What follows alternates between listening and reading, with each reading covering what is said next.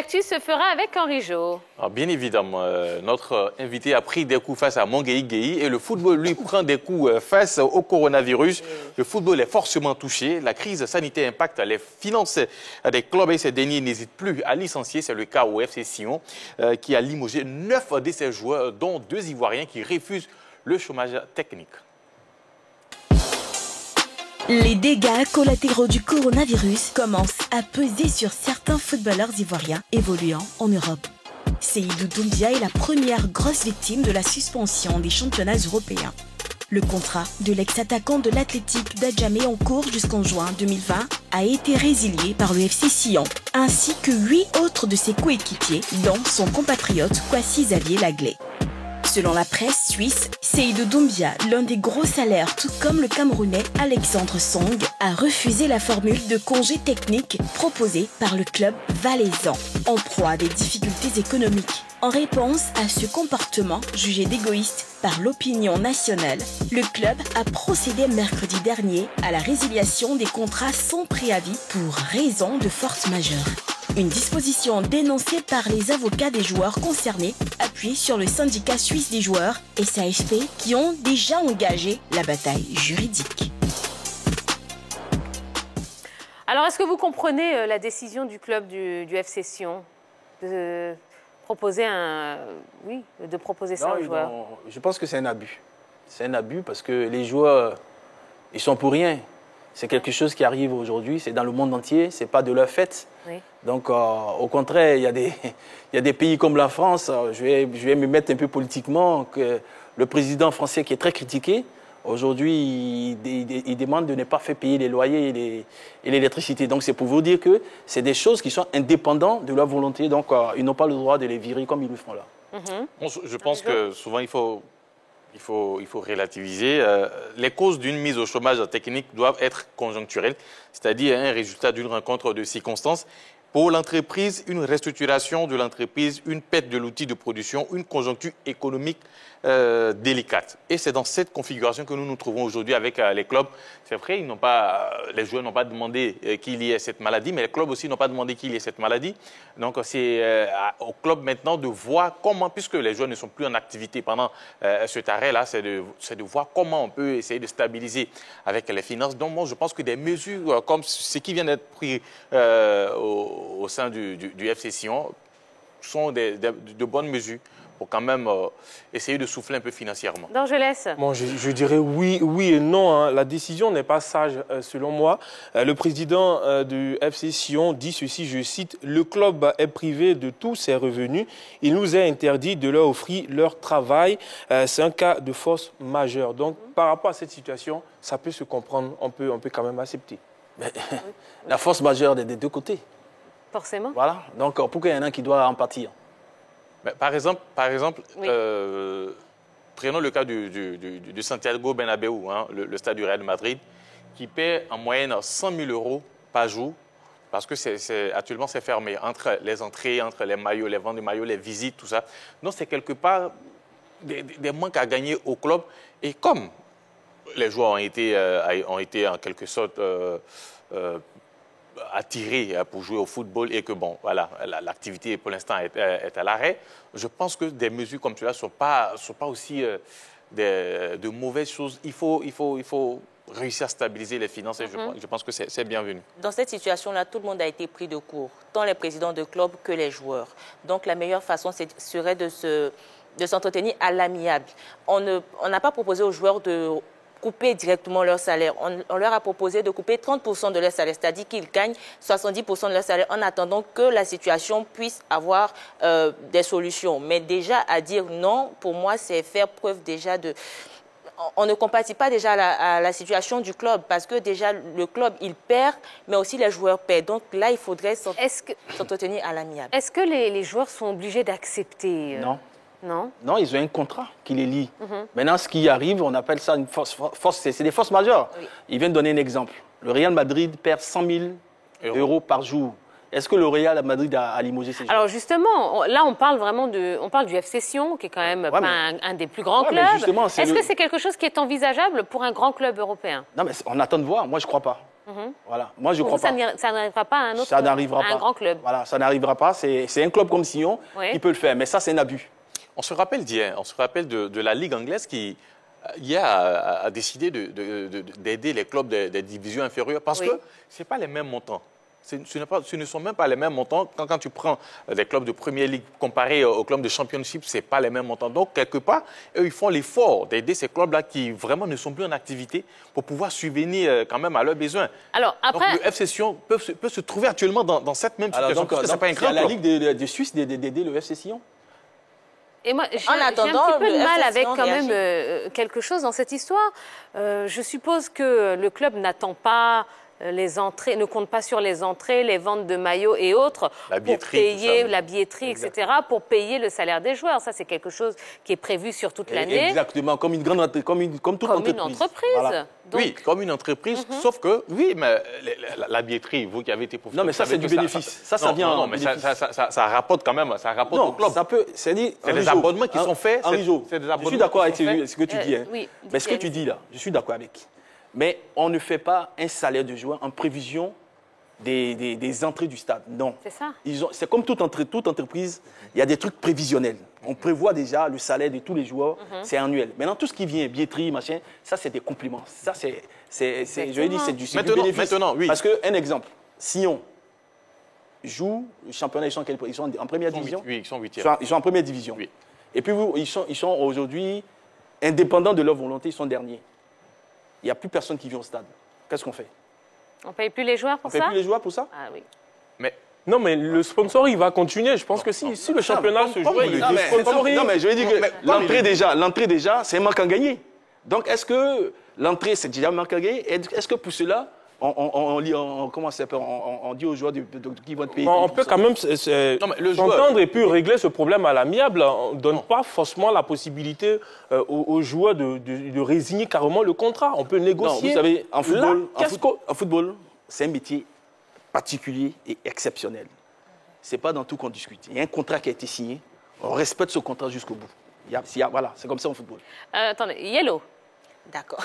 Déjà, on ne connaît pas les clauses du contrat avec les joueurs. On ne connaît pas aussi la situation financière de ce club-là en ce moment donné.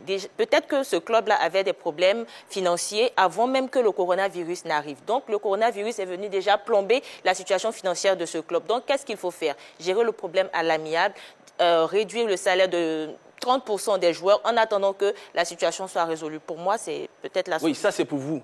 Oui. Mais le joueur n'est pas obligé de l'accepter. Non, ça, on est d'accord là-dessus. Donc, à partir de là, il n'est pas obligé. On va avancer dans le débat. Quels sont les recours possibles pour les joueurs qu'on a voulu licencier, à qui on a proposé justement ce chômage partiel? Dans le reportage que j'ai vu tout à l'heure, j'ai cru entendre qu'il y a des avocats qui ont commencé déjà à faire ce qu'il faut faire, parce que déjà, ce n'est pas dans les clauses de la ligue professionnelle de ce pays.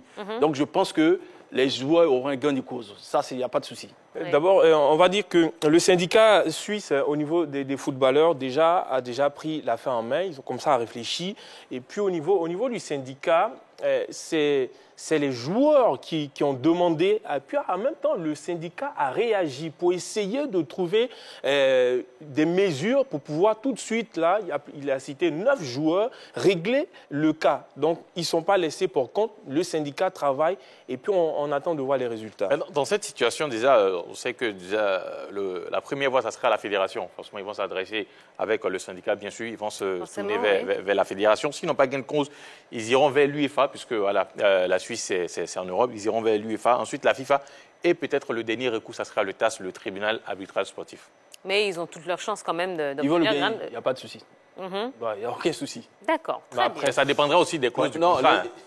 Ça dépendra aussi des clauses. Après, je doute fort quand même qu'il y ait quoi que ce soit stipulant le coronavirus dans le contrat, quelque chose de ce genre. Donc, forcément aussi, il y a peut-être des alinéas qui parlent aussi des cas de force majeure. Non, ce n'est pas des automobiles.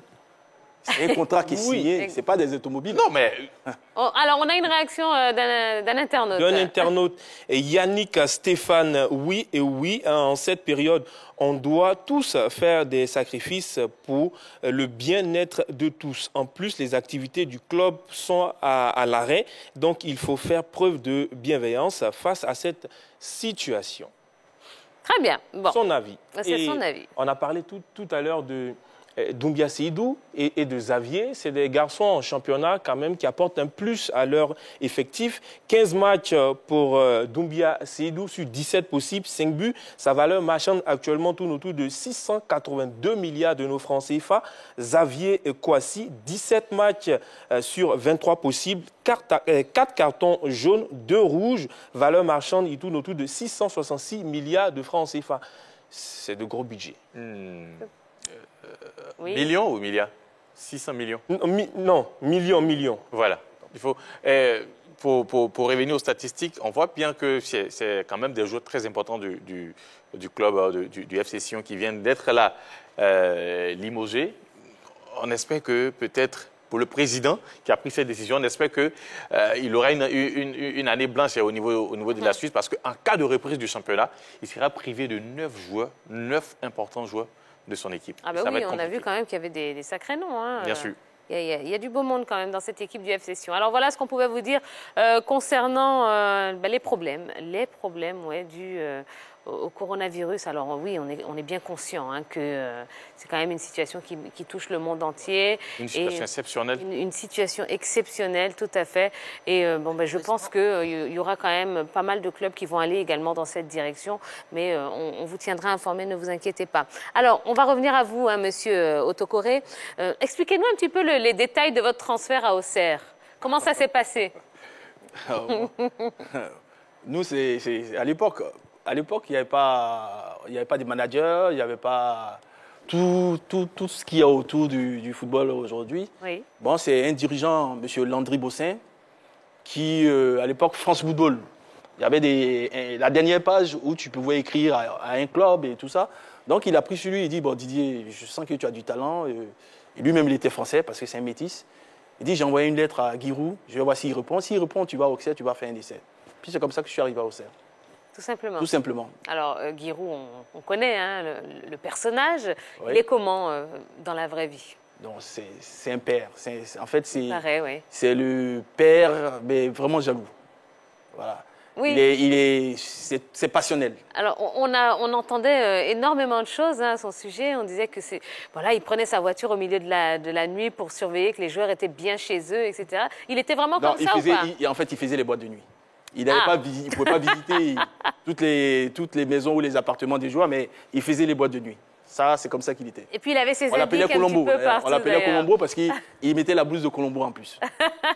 Oui. Alors, parlez-nous de cette histoire de Didier Tokoré, équipe de France, équipe de Côte d'Ivoire. Il y a eu quand même une vraie bataille pour que vous veniez jouer avec les éléphants.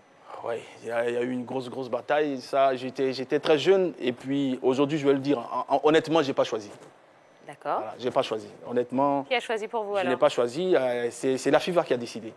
Ok. Voilà, c'est la FIFA qui a décidé parce que j'avais fait les éliminatoires de la Coupe pour aller aux Jeux Olympiques avec l'équipe junior. Voilà, donc de Côte d'Ivoire, avant d'aller en France.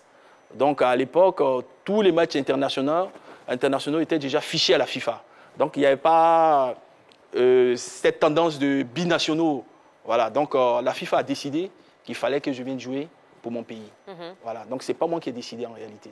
Mais ça a duré 2 mois où tous les jours, il y avait un article dans l'équipe et il y avait un article dans Fraternité Matin. Du coup, ça précipitait ma nationalité. Ouais. Donc, moi, je ne suis pas un Français commun. Si vous aviez eu le choix, vous auriez choisi l'équipe de France? Si j'avais eu le choix, à l'époque, oui. Maintenant, non. Parce que j'ai gagné la Coupe d'Afrique. Bah oui. Voilà. Mais à l'époque, oui. Parce que ça m'aurait donné plus d'ouverture et plus de chances. Peut-être que je n'aurais pas fait la carrière que j'ai fait maintenant. Donc, en quelque sorte, vous regrettez un peu votre carrière que vous avez eue? Non. Le regret, on m'a toujours conseillé de ne pas regretter. Mais je pense que si j'avais si ça s'était passé autrement, j'aurais eu une plus belle carrière que maintenant. Ou comme cela, dans quel club? Non, je ne peux pas dire, je ne peux pas deviner, mais j'aurais eu une plus grande carrière. D'accord. Voilà. Très bien. Allez, continuez, posez vos questions à notre invité sur la page Facebook de la 3, et puis on se fera un plaisir de les relayer ici à l'antenne. On a un petit peu plus d'actu, oui, comme tous les jours, et ça arrive maintenant.